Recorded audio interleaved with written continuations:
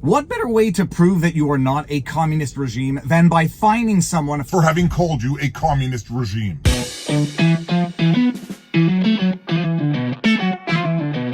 Viva Fry, former Montreal litigator turned current Florida rumbler in my home office, and yet another crazy story coming out of Canada and British Columbia in particular. The owner of Lululemon was fined for referring to the British Columbia NDP, the New Democrat Party, as a communist regime.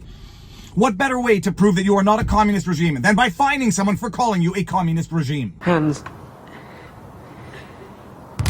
are we the baddies?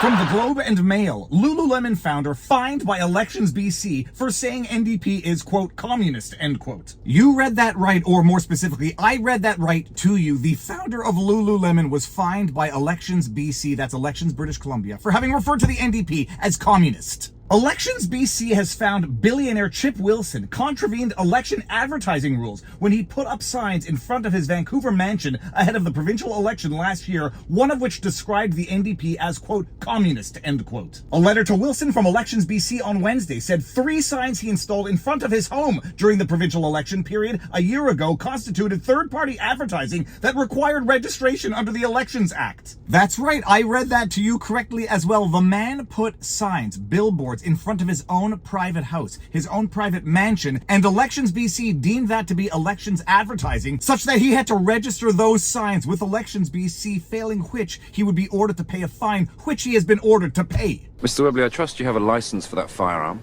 There's the old meme, oh, you got a license for that. We are literally at a stage of communism in Canada where you need a permit to put up billboards on your own private property during an election season. Elections BC Investigations Director Adam Barnes said in a letter that Wilson must pay a penalty of $600 for contravening the Election Act. Wilson cooperated during the agency's investigation, and he did end up registering on October 10, 2024, the letter said. It said the probe began early last October after a sign appeared outside Wilson's mansion, which has an assessed value of more than $82 million, bearing a message that read, quote, Premier David Eby will tell you the Conservatives are, quote, far right, end quote, but neglects saying that the NDP is communist, end quote. I love how they have to discreetly throw in how much his property is worth, as if the fact that it's worth $82 million somehow means that he has to register to put up billboards on his own private property. His house could be worth nothing, and I would be equally as shocked by this. I still don't understand how he has to register for third-party advertising to put up a sign on his own private property. In fact, it might be time for us to take a trip to the Elections Act, or at least a description of it, which outlines the rules. So let's go have a look at that, shall we?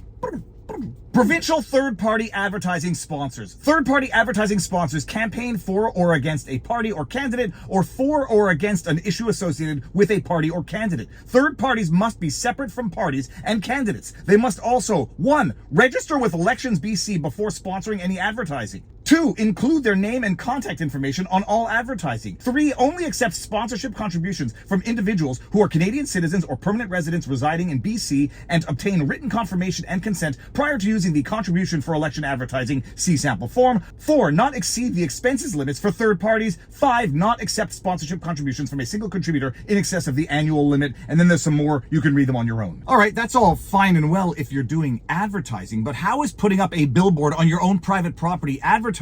I went to look at the exemptions under the Elections BC Act, and this is the exemption under the Act itself. Exempted communications. The Act exempts certain communications from being regulated as election advertising. Examples of communications that are not election advertising include 1, news, an editorial, an interview, a column, letter, a debate, speech, etc., etc. 2, the distribution or promotion of a book for no less than its commercial value if the book was planned to be made public, regardless of whether there was to be an election. 3, documents sent by a person or a group directly to their members, employees, or shareholders. And 4, the transmission by an individual of their personal political views on a non-commercial basis on the internet or by telephone or text messaging. Now, I admit I am not an expert by any means of provincial election law in British Columbia. I just question how putting up a sign on your own private property is not an expression of your own personal political views. But lo and behold, he cooperated with the investigation, and he has been ordered to pay $600 for having not registered 2 signs on his own private property, because it's worth $82 million,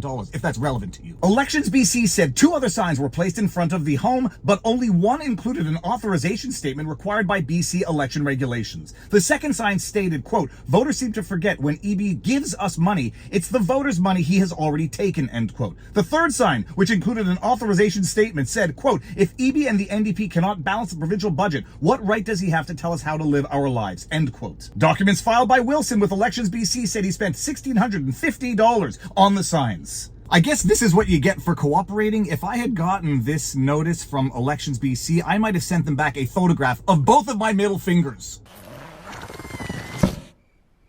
Uh-oh. And the fines, what are the maximum penalties for having put up a third-party advertising on your own property without having registered it with Elections BC? $10,000! The maximum penalty for the contravention is $10,000, but the agency's letter said Wilson, quote, may have been unaware, end quote, of the registration requirement as a first-time advertising sponsor. The signs had, quote, significant exposure and reach, end quote, but Wilson brought himself into compliance by registering after Elections BC contacted him, and he answered the agency's questions in a, quote, timely, end quote, manner, the letter said. It said Wilson has 40 days to pay the $600 penalty. The signs on his property, his $82 million mansion, had significant exposure and reach. What is there, a lot of traffic going in front of his house? Are people running around there, taking pictures, posting them on it? How on earth could putting a billboard on his own private property, especially one estimated at $82 million, which I presume is relatively restricted to the general public, how on earth could that have broad reach that could qualify as election advertising? Now, whether or not it had broad reach as relates to election advertising, it was sufficiently in the public that it actually got vandalized because, after all, that's also not what communist supporters do. Wilson did not immediately respond to requests for comment through his personal website or by phone on Wednesday. At the time the signs were on display, Premier David Eby said, quote, when you are so rich that the Red Hot Chili Peppers play your birthday party, it's possible to lose perspective, end quote. Oh, I'm sorry. So now the fact that he's so rich means that he has to register as a third-party advertiser for the purposes of elections when he wants to put a billboard on his property? The one who might have lost touch, David Eby, is you. Have you said anything about the ostriches yet? I've said it before, and I'll say it again, and I think for many British Columbians, the reality is setting in that President Trump is committed to attacking the Canadian economy, the BC economy, our forest sector, and that a traditional ally and partner is no longer there for us in the way that we came to expect and understand would be the case for generations past and generations to come. But true to the communist roots of the government in British Columbia and the government of Canada more generally, yeah, the sign got vandalized. The first sign and Wilson's home, which is the most expensive residential property in BC, were vandalized with spray paint, calling the Lululemon founder a, quote, selfish billionaire, end quote. Oh yes, because the government is just ever so benevolent when it kills your animals, when it forces you to take experimental jabs. Yes, the government is benevolent. It's the billionaires that are the problem in society. Holy crab apple. The world is going to hell in a handbasket. And before I forget, make sure that you like, share, subscribe, turn on notifications, because YouTube, something weird is going on YouTube, but the solution to YouTube is Rumble and vivabarneslaw.locals.com. But that's what's going on in Canada. Oh my goodness, Canada, I think, has entered the event horizon of communism. We'll see where it goes. We'll see where Canada goes. We'll see what happens with the ostriches. And if you want to watch my channel, it is 3 o'clock daily on Rumble, live, but most importantly, exercise, eat healthy, sunlight, talk to people in real life, and now you know your vlog. Peace out, peeps. Booyah!